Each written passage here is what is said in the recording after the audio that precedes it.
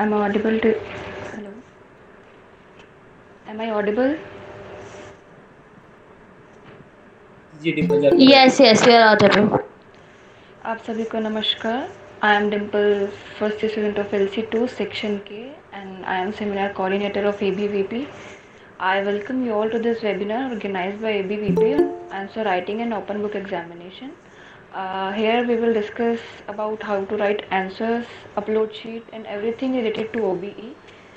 So before starting the session, I would like to call Diveshji to say few words. Devji has been working with ABVP for last 6 years, and now he is serving as president of ABVP LC2 unit. So I over it to Devji. आप सभी को मेरी आवाज आ रही है क्या? जी जी आ रही है. जी देवेश जी आ रही है। आप सभी छात्र छात्राओं को मेरा नमस्कार। सबसे पहले मैं आप सभी को दुनिया की जी सबसे देवेश बड़ी स्टूडेंट ऑर्गेनाइजेशन अखिल भारतीय विद्यार्थी परिषद की तरफ से आगामी परीक्षा के लिए शुभकामनाएं देना चाहता हूं। अखिल भारतीय विद्यार्थी परिषद ने इस वेबिनार की ही तरह छात्र हितों के लिए सदैव समय समय पर अनेकों कदम उठाए हैं। पिछले वर्ष B R Ambedkar internship programme के माध्यम से एबीवीपी ने 200 से अधिक छात्र छात्राओं को इंटर्नशिप मुहैया करवाया। उससे पहले प्रोजेक्ट उत्थान के माध्यम से कोरोना काल के समय में भी बस्तियों में जा जाकर एबीवीपी ने उनको लीगल एड प्रदान करवाया। चाहे वो क्रैश कोर्स करवाकर छात्रों को एडमिशन दिलाने की बात हो या फिर पहली बार कॉलेज आने पर कैंपस दर्शन करवाना हो, एबीवीपी हर समय आपके साथ खड़ी है। किसी भी प्रकार की समस्या आने पर आप एबीवीपी LC2 यूनिट के किसी भी कार्यकर्ता से संपर्क करके बेझिझक उनकी सहायता ले सकते हैं। एक बार फिर से मैं आपको शुभकामनाएं देते हुए अपनी वाणी को विराम देता हूं। नमस्कार, वंदे मातरम।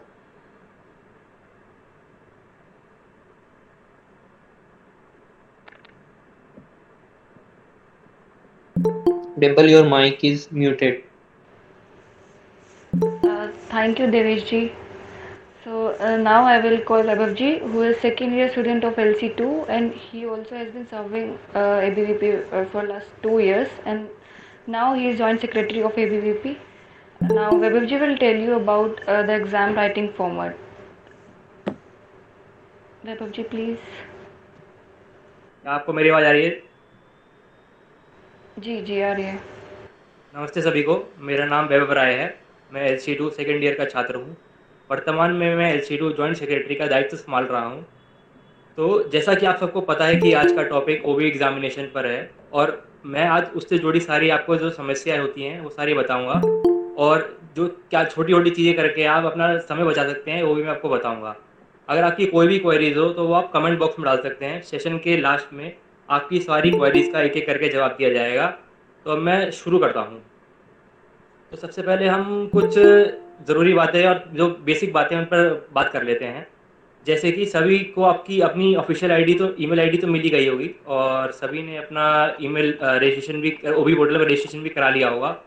जिन्होंने अभी तक अपना रजिस्ट्रेशन नहीं कराया ओबी पोर्टल पे, वो जल्द से जल्द जाके अपना रजिस्ट्रेशन करा ले और अपना आईडी पासवर्ड एक जगह लिख के रख लें, जाके ताकि आगे जाके आपको कोई दिक्कत ना हो।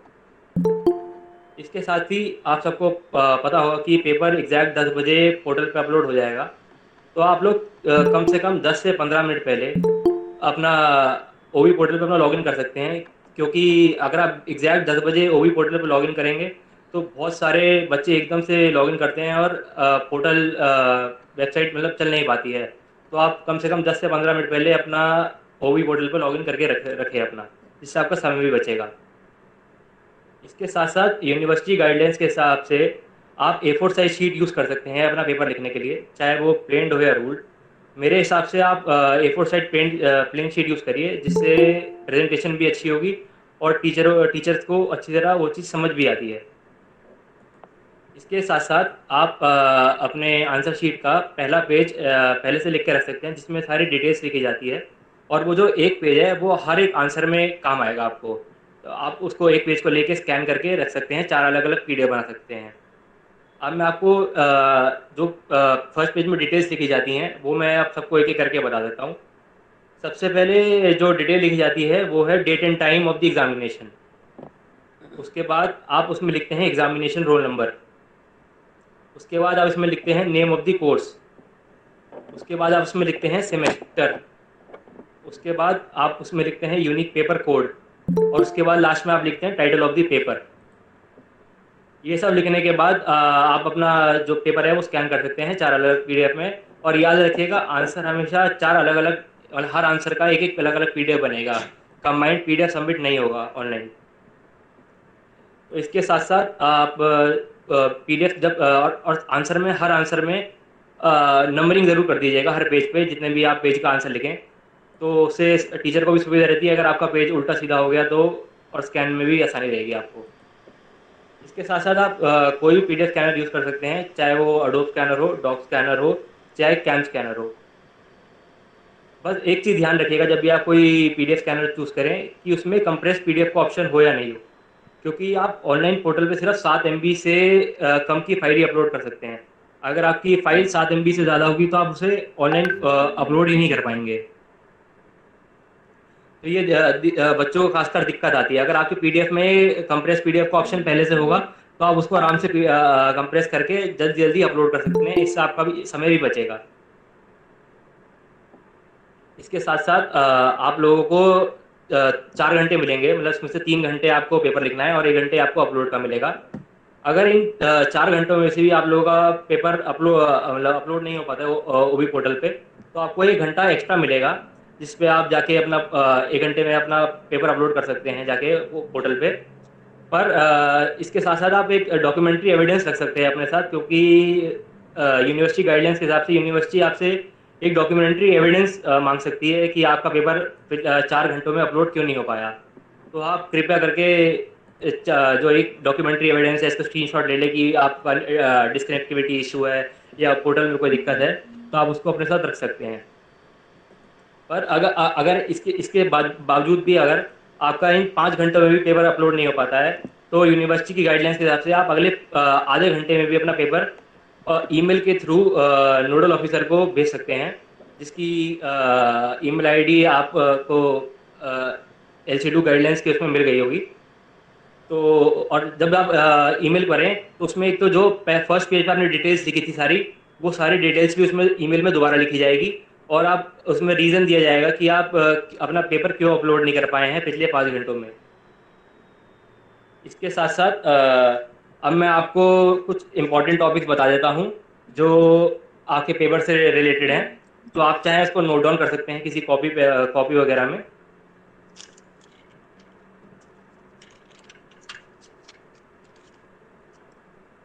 तो आप लिख लीजिए, ज्यूरिस्प्रूडेंस के कुछ मेन टॉपिक्स हैं, जैसे कि major legal system of the world, second है Lok Adalat and legal services, third है सेपरेशन ऑफ पावर, फोर्थ है analytical schools of HLA Hart, Roscoe Pound and Savigny, और लास्ट में आप ज्यूरिस्प्रूडेंस में लिख सकते हैं सोर्सेज ऑफ लॉ के बारे में। तो ये 5 टॉपिक है जो मेरी तरफ से मुझे लगते हैं इंपॉर्टेंट है। इसके साथ साथ IPC में आप मर्डर को ले सकते हैं, कल्पेबल होमोसाइड को ले सकते हैं, किडनैपिंग को ले सकते हैं, जनरल एक्सेप्शंस को ले सकते हैं, और सेक्सुअल ऑफेंस लाइक रेप को ले सकते हैं। फिर हम आ जाते हैं आपके टॉर्ट पे। तो टॉर्ट में आप ले सकते हैं जनरल नेग्लिजेंस को, दूसरा आप ले सकते हैं नो फॉल्ट लाइबिलिटी को, तीसरा आप ले सकते हैं वाइकेरियस लाइबिलिटी को, चौथा आप ले सकते हैं कंज्यूमर प्रोटेक्शंस को, और लास्ट में आप ले सकते हैं डिफेंस अगेंस्ट टॉर्चियस लाइबिलिटी। अब आते हैं हम कॉन्ट्रैक्ट पे। कॉन्ट्रैक्ट में आप ले सकते हैं कंसिडरेशन को, डिस्चार्ज ऑफ कॉन्ट्रैक्ट को, प्रिविटी ऑफ कॉन्ट्रैक्ट को, minor agreement and doctrine of frustration. और इसके साथ साथ लास्ट में हम देखते हैं फैमिली को। तो फैमिली में हिंदू लॉ के अंदर आप ले सकते हैं मैरिज को, उसके बाद मेंटेनेंस को, और मैट्रिमोनियल रेमेडीज को, और मुस्लिम लॉ के अंदर आप ले सकते हैं मैरिज और डाइवोर्स को।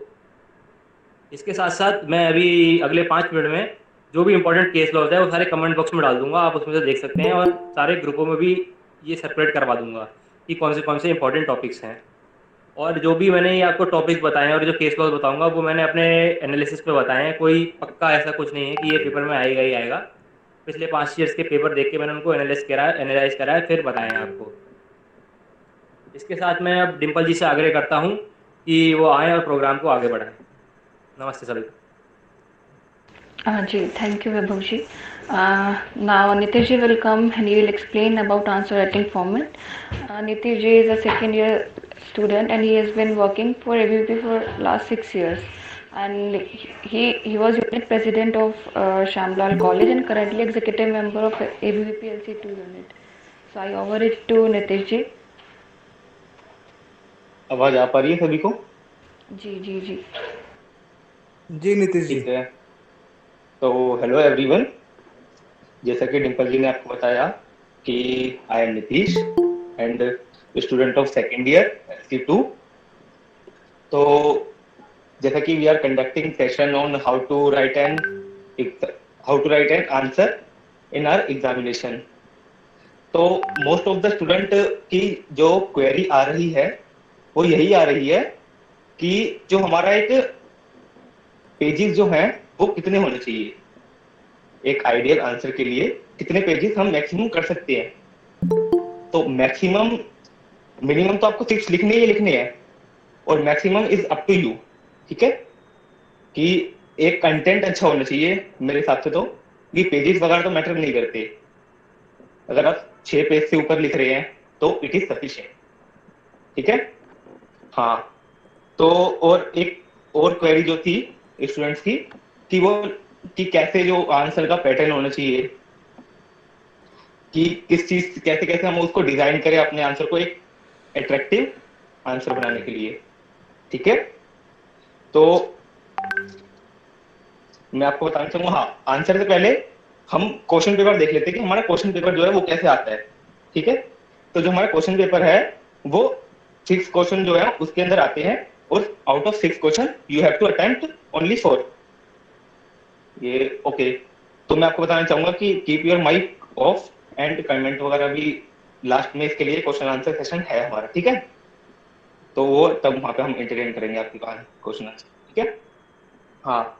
तो जो हमारा क्वेश्चन पेपर है उसमें 6 क्वेश्चन आते हैं और we have to attempt only 4 question. ठीक, और जो एक क्वेश्चन होता है वो आपका 25 मार्क्स का होता है। 25 मार्क्स का जो हमारा क्वेश्चन होता है, तो ऐसे करके 4 क्वेश्चन हमारे 100 मार्क्स के, एक क्वेश्चन पेपर 100 मार्क्स का तैयार होता है। ठीक, और जो क्वेश्चन पेपर है वो आपका जो ऑनलाइन जो मोड में चल रहा है, इसमें ये देखा जा रहा है कि ज्यादातर जो क्वेश्चन है वो फैक्चुअल बेस्ड आ रहे हैं, और जो फैक्चुअल बेस्ड क्वेश्चन भी है वो आपका सिर्फ जो केस मैट है उसमें से एज इट इज पूछ लेते हैं, बस उसका थोड़ा नाम चेंज कर देते हैं, जो मतलब पर्सन होते हैं, या थोड़ा बहुत सिचुएशन वगैरह चेंज कर देते हैं। और बाकी जिसने केस मैट पढ़ रखा है या जिसको केस वगैरह की नॉलेज है, चाहे उसने दुक्की से पढ़ रखा हो, समरी वगैरह पता है, तो ये वो उसको पता लग जाएगा कि ये जो केस है ये यहाँ से आया है, इस सेक्शन से आया है, इस टॉपिक से आया है। ठीक है, और जब उसको आंसर का जब मतलब क्वेश्चन पता लग जाएगा कौन से टॉपिक से आया है, तो हमारे सामने सबसे बड़ा चैलेंज क्या होगा कि उसको डिजाइन कैसे करे, अपना आंसर कैसे तैयार करे कि एक इफेक्टिव आंसर भी दिखे और जो एग्जामिनर जो चेक कर रहा है उसको लगे कि हाँ बच्चे ने जो है पढ़ाई करी है। ठीक है, तो मैं आपको बताना चाहूंगा, ये आप नोट डाउन भी कर सकते हैं कि कैसे कैसे जो हमारा आंसर जो है वो तैयार होगा। सबसे पहले तो हमारे एक क्वेश्चन में इंट्रोडक्शन ऊपर छोटा सा एक बहुत ब्रीफली जो इंट्रोडक्शन होगा वो चलेगा। जो ब्रीफली इंट्रोडक्शन होगा उसके अंदर खाली उसका जैसे लाइक किडनैपिंग है, हमारी पीडीएफ चल भी रही है बड़ी के, चलो छोड़ो।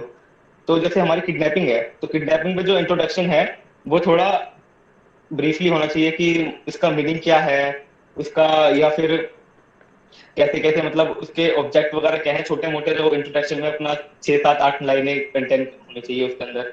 और इंट्रोडक्शन के बाद आपकी जो हमारा प्रोविजन है बेयर का, जो बेयर का प्रोविजन है वो आपको लिखना है। और हाँ, बेयर का जो प्रोविजन है वो एज इट इज मत लिख देना, उसका ट्राई टू कि उसको फ्लो चार्ट जो है वो बनाया जा सके उसका, क्योंकि अगर हम फ्लो चार्ट बनाएंगे वो अट्रैक्टिव दिखेगा कि हाँ कि इसको थोड़ा बहुत पता है हमने, या पॉइंट वाइज लिखा है उसको, कि हमने पूरा बेयर एक्ट का जो प्रोविजन है वही नहीं उतार दिया, हमने उसको पॉइंट बना के लिखा है, हमने उसको फ्लो चार्ट में उसको एक्सप्लेन किया है पूरा। तो फिर इसके बाद जो होगा आपका एसेंशियल्स लिखने पड़ेंगे अब आपका बेयर प्रोविजन हो गए, उसको फ्लो चार्ट में आपने उसको डिफाइन कर दिया सारा, तो आपको उसको एसेंशियल लिखने पड़ेंगे। एसेंशियल भी आपको पहले पॉइंट में लिख देना, फिर पॉइंट बना के उसको थोड़ा थोड़ा नीचे उसके एक्सप्लेनेशन देते रहना, जो पॉइंट्स बना रखे होंगे उसके छोटे छोटे ब्रीफली उसको एक्सप्लेन कर देना। और उसके बाद हमारा आएगा ऑब्जेक्ट। ऑब्जेक्ट में जैसे किडनैपिंग का चल रहा है, तो उसका ऑब्जेक्ट क्या है कि एक माइनर का जो है, मतलब किसी को मतलब लेके जाते हैं माइनर वगैरह को, तो उसकी जो विल भी, अगर वो चाहता भी है जाना तब भी वो किडनैपिंग मानी जाएगी, क्योंकि लॉफुल गार्जियनशिप है उसकी, अगर अलाउड है करती है तो वो किडनैपिंग नहीं होगी, अगर लॉफुल गार्जियनशिप उसके अलाउड नहीं करती तो वो किडनैपिंग होगी। ठीक है, तो फिर उसके बाद हमारा एसेंशियल हो गए, ऑब्जेक्ट हमने लिख दिया, बेयर प्रोविजन लिख दिया, इंट्रोडक्शन लिख दिया। फिर उसके बाद हमारे को लीडिंग केस पे आना है। तो जो लीडिंग केस है, बहुत से स्टूडेंट पे हमारे को, मेरे पे ये भी क्वेरी आई है कि लीडिंग केस में कैसे लिखना है, हमारे को कैसे पता लगेगा कि कितना फैक्ट लिखना है, उसके अंदर इश्यू ऑफ लॉ क्या है, और उसके जो आपका उसको ऑब्जर्वेशन क्या है सुप्रीम कोर्ट की, डिसीजन कैसे दिया है सुप्रीम कोर्ट ने, कैसे कैसे उसके अंदर जो कोर्टेड केस होते हैं ना, जो छोटे छोटे है, जो एक जजमेंट के अंदर कोर्टेड केस होते हैं, वो कैसे लिखना है। तो एक लीडिंग केस जब हम लिखेंगे तो फैक्ट पे आप ज्यादा ध्यान ना देकर, फैक्ट खाली आप 6-7 लाइनों का ऐसे छोटा सा, जितना छोटा हो सके, जितना आप बना सकते हो उतना है छोटा फैक्ट बना लो अपना एक, और जितना ज्यादा जो ट्राई टू मतलब उसको उसमें कन्वर्ट करने की कोशिश करो कि हम लॉस को लॉ कैसे डाल सकते हैं उसके अंदर, जो हमारी सुप्रीम कोर्ट की ऑब्जर्वेशन आ रही है कि सुप्रीम कोर्ट ने क्या ऑब्जर्व किया है, क्योंकि जो एग्जामिनर है वो इस बात पर ध्यान नहीं देगा कि आपका फैक्ट क्या है, वो इस बात पर ध्यान देगा कि आपको लॉ की नॉलेज कितनी है। ठीक है, तो फैक्ट लिखने के बाद जो हमारा कंटेंशन ऑफ पार्टीज आएगी, फिर लीगल इशू आएगा, फिर लीगल इशू के बाद आपका इसके है ऑब्जर्वेशन आएगी सुप्रीम कोर्ट की, फिर सुप्रीम कोर्ट का डिसीजन आएगा। ये सारा लिखने के बाद एंड एट द एंड आपको लिखना होगा कि ये this case related, this fact related to this case, और जो भी इसका अगेंस्ट में आया होगा जजमेंट या उसके फेवर में आया होगा वो आपको लिख देना है। तो ऐसे हमारे को पूरा एक लास्ट में कंक्लूजन देने दे रहे हैं कि लीडिंग केस के हमारे छोटा सा लीडिंग केस, छोटा सा इंट्रोडक्शन वगैरह, आपका जो कंक्लूजन बनता है आपका 10-12 लाइनों का कंक्लूड करके आपको एक क्वेश्चन इसके अंदर खत्म कर देना है। ठीक है, और एक मिनट, और हाँ एक चीज इसमें ध्यान रखना कि एक लीडिंग केस तो आप डाल ही रहे हो, लेकिन लीडिंग केस के साथ साथ उसको एक छोटे छोटे जो कोटेड केस है वो जरूर डालना, क्योंकि उससे क्या होगा ना, मतलब एक तो लीडिंग केस हो गया हमारा बड़ा, और ऊपर से जो हम 3-4 जो छोटे छोटे केस जो है उसके अंदर मेंशन कर देंगे, तो जो एग्जामिनर होगा वो देखेगा कि हाँ इसने कुछ एक्स्ट्रा भी पढ़ा हुआ है। और हाँ, गूगल की एज इट इज लैंग्वेज मत उतार देना कि हाँ कि हम गूगल से देख लिया, हमने दुक्की से देख लिया, थोड़ा बहुत अपना अंडरलाइन करके रखो उसको, जो आप केसमेट वगैरह पढ़ रहे हो उसको थोड़ा अंडरलाइन कर लो, थोड़ा जो दुक्की पढ़ रहे हो उसको अंडरलाइन कर लो, क्योंकि क्या होगा उस टाइम जब आप एग्जाम देने के लिए बैठोगे तो हमारे पास मटेरियल जो होगा वो बहुत ज्यादा होगा मटेरियल, आपके पास दुक्कीज होंगी, आपके पास केसमेट होगा, आपके पास गूगल होगा। सबसे बड़ी बात है कि गूगल पे आप कुछ भी सर्च करके हैं देख सकते हो, तो आप पजल हो जाओगे उस टाइम कि हम कहाँ से लिखे, कैसे लिखे, कितना लिखे। तो उस टाइम पे पजल ना होके आप पहले ही थोड़ा सा प्रिपेयर हो जाओ और उसको कुछ ना कुछ अंडरलाइन करके रखो कि जब क्वेश्चन आएगा तो हम जो वो अंडरलाइन जो आपने कोटेड कर रखी है चीजें वो आप अपने आंसर में उसको लिख सके, ताकि हमारे जो आंसर है वो अच्छा से तैयार हो जाए और हम अच्छे मार्क्स पा ले। ठीक है, ओके, तो मेरे हिसाब से तो क्लियर है। अगर किसी को डाउट वगैरह हो तो अभी सेशन चालू होगा, डाउट सेशन, तो उसमें कुछ पूछ सकते हैं। ठीक है Deepak ji. Thank you, Nitish ji. Now I would like to call Sudeep ji, who is the General Secretary of ABVP LC2 unit. Sudeep ji, please. जी सभी को नमस्ते।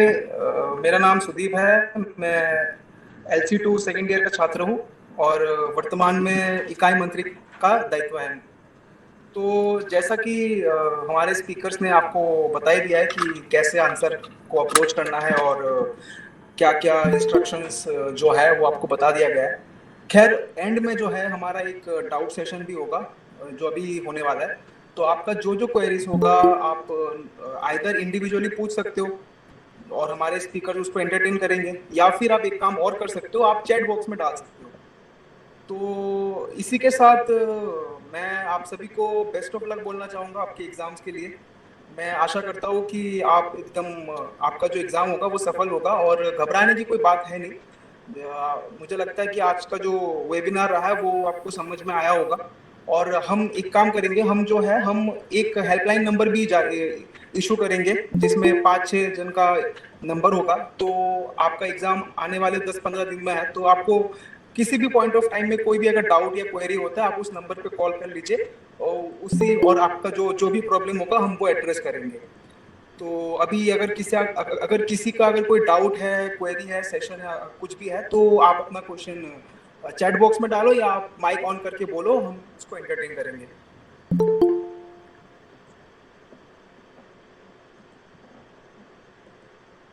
हमें प्रीवियस ईयर के आंसर कॉपी जो है वो मिल सकती है क्या? जी हम कोशिश करते हैं अगर आपको प्रीवियस ईयर का आंसर प्रोवाइड करा दें, जो उनकी पूरे पेपर बुक आती है 3-4 साल के जो इसमें किए होते हैं, ग्रुप में डाल दिया जाएगा वो, और अगर मिल जाता है तो ग्रुप में डाल दिया जाएगा। और हाँ, आंसर की सिर्फ हम एक एक ही प्रोवाइड करवा सकते हैं, ये नहीं कि हम सारे पूरे पूरे आंसर प्रोवाइड करवा रहे हैं आपको। खाली हम एक आपको बेसिक सा आइडिया दे सकते हैं, ना कि आपको it will be very beneficial, क्योंकि एक अंडरस्टैंडिंग के लिए, जैसे आपने स्क्रॉल तो किया था लेकिन वो थोड़ा फास्ट था, मुझे ऐसा लगा पर्टिकुलरली। एक फ्रेम पता चल जाएगा। जी जी बिल्कुल बिल्कुल, ये प्रोवाइड करा जाएगा आपको बिल्कुल। हम ये कर सकते हैं कि हम सारे सब्जेक्ट्स का एक एक मॉडल आंसर आप लोगों को प्रोवाइड करा देंगे, चाहे वो टॉट्स का होगा या आईपीसी का होगा, उससे सारे सब्जेक्ट्स का आपको एक ब्रीफ आइडिया मिल जाएगा। थैंक यू भैया। जी बिल्कुल, जैसे हर्ष भाई ने करा है, हर्ष जी ने कहा है, बिल्कुल सही कहा है। उसी हिसाब से हम एक एक आंसर, हर एक सब्जेक्ट का एक एक आंसर आपको प्रोवाइड करा देंगे। हाँ जी वैभव जी, बिल्कुल वो बहुत सही रहेगा, समझ में आ जाएगा कैसे क्या लिखना है। जी जी जी जी।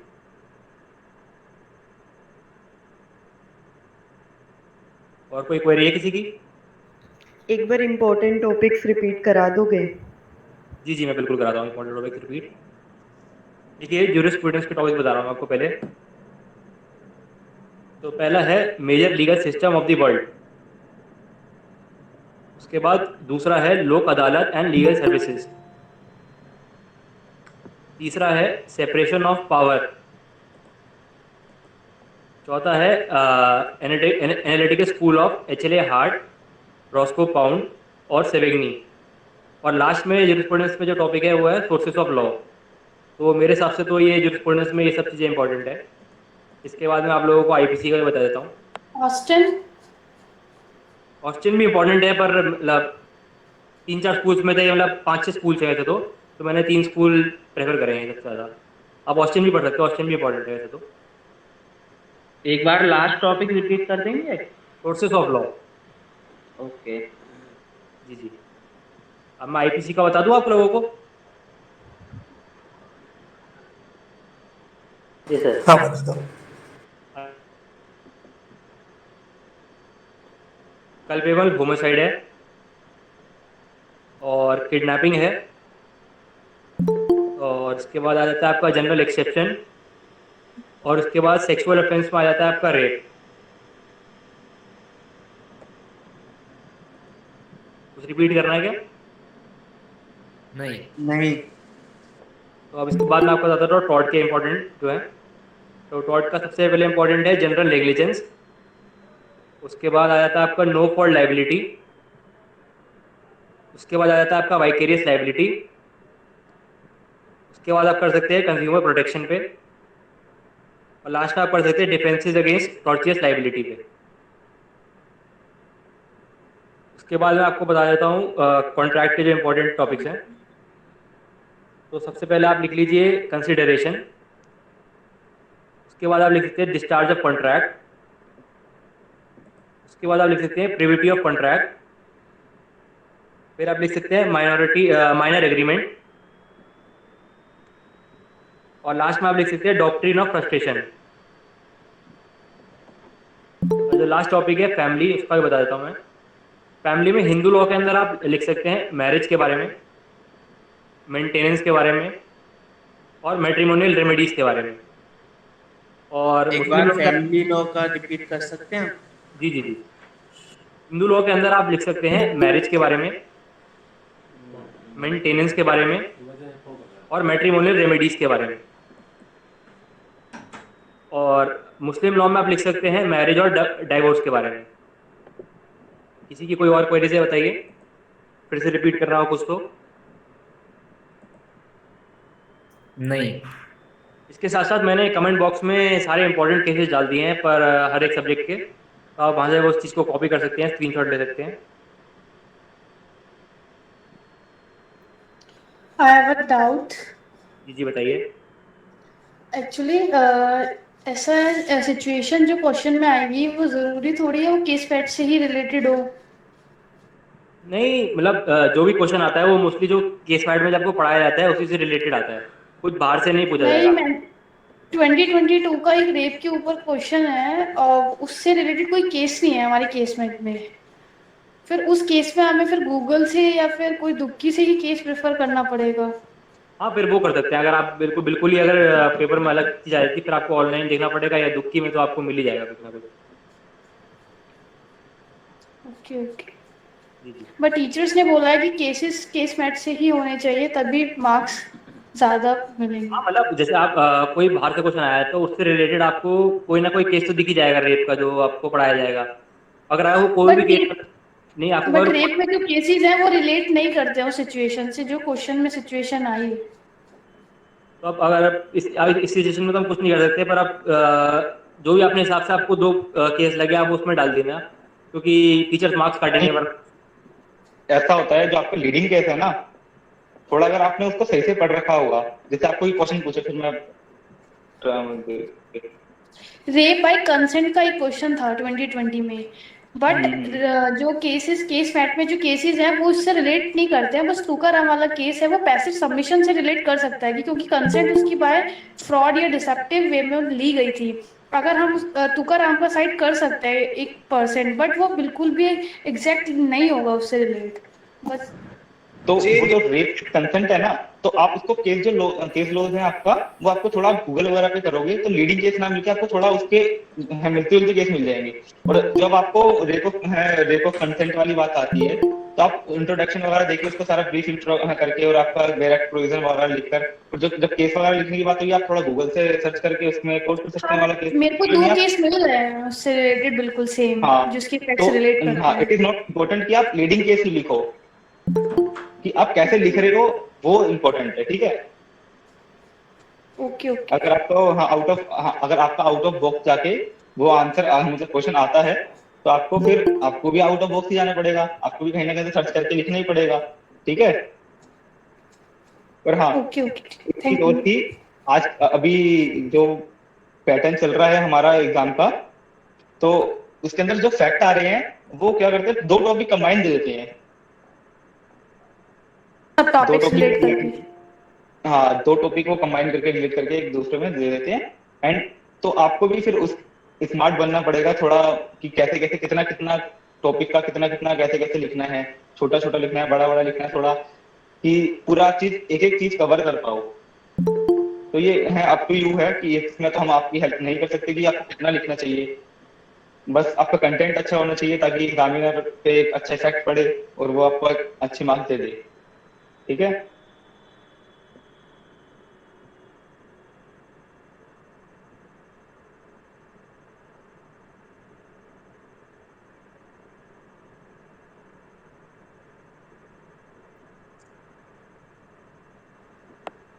फैमिली लॉ में जो टॉपिक्स बताए हैं ये काफी ब्रॉड टॉपिक्स हैं, कुछ स्पेसिफिक टॉपिक है क्या इसमें?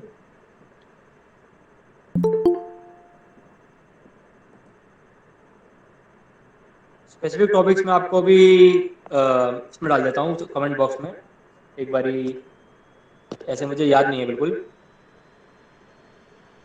सुदीप जी, एक काम कीजिए, किसी ने अभी कमेंट बॉक्स में क्वेश्चन भी पूछा था कि क्या हम जो इम्पोर्टेंट टॉपिक है उसका पीडीएफ मिल सकता है क्या? तो आप एक काम कीजिए, सारे लोग एक पीडीएफ बना लीजिए इम्पोर्टेंट टॉपिक्स का, उसको सर्कुलेट कर दीजिए जूनियर्स में हमारे। ठीक है, ये काम हो जाएगा।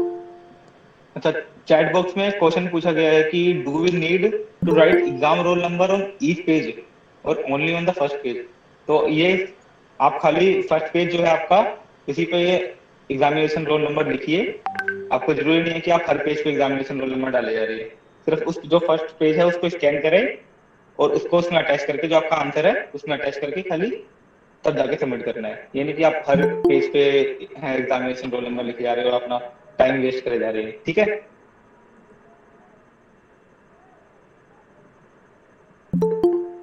आंसर शीट में हम हाइलाइटर या मल्टी कलर पेन का इस्तेमाल कर सकते हैं? नहीं हाइलाइटर का इस्तेमाल मत करना। आप सिर्फ जैसे कि ब्लू पेन से लिख रहे हो तो ब्लू पेन का आंसर लिखना होगा, उसको खाली अंडरलाइन कर देना, ना कि मल्टी कलर पेन भी यूज नहीं कर सकते, ना हाईलाइटर यूज कर सकते। ठीक है, ओके।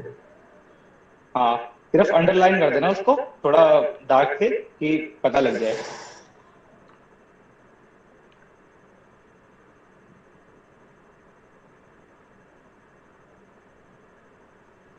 ये 8-9 पेजेस फिल करना कंपलसरी है क्या? नहीं, कंपलसरी तो नहीं है 8-9 पेज फिल करना। अगर आपका कंटेंट अच्छा है तो कंपलसरी नहीं है, बस कंटेंट पे ध्यान दो। जिस तरीके से मैंने बताया कि इंट्रोडक्शन होना चाहिए, उसके अंदर बैरक का प्रोविजन होना चाहिए फ्लो चार्ट बना के, और फिर उसके अंदर एसेंशियल होने चाहिए, उसके एसेंशियल को कोई पॉइंट बना के लिखना चाहिए, फिर एसेंशियल को थोड़ा बहुत डिफाइन कर देना चाहिए, फिर उसके अंदर ऑब्जेक्ट होना चाहिए, लीडिंग केस वगैरह होना चाहिए कोई, और लीडिंग केस के साथ साथ 1-2 पॉकेट केस भी होने चाहिए ताकि खाली लीडिंग केस ही ना रहे हमारा, ताकि ठीक है। बस अगर ये सब चीज रहेंगी एक क्वेश्चन में तो आपका मतलब 7-8 पेजेस में निपटारा हो जाएगा और कंटेंट भी अच्छा मिल जाएगा आपको।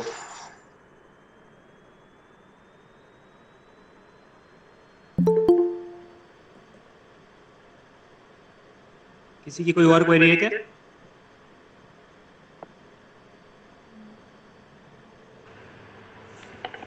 आई डोंट थिंक अब और क्वेरीज हैं। किसी को कुछ क्वेश्चन पूछना है तो पूछ सकते हैं अभी भी।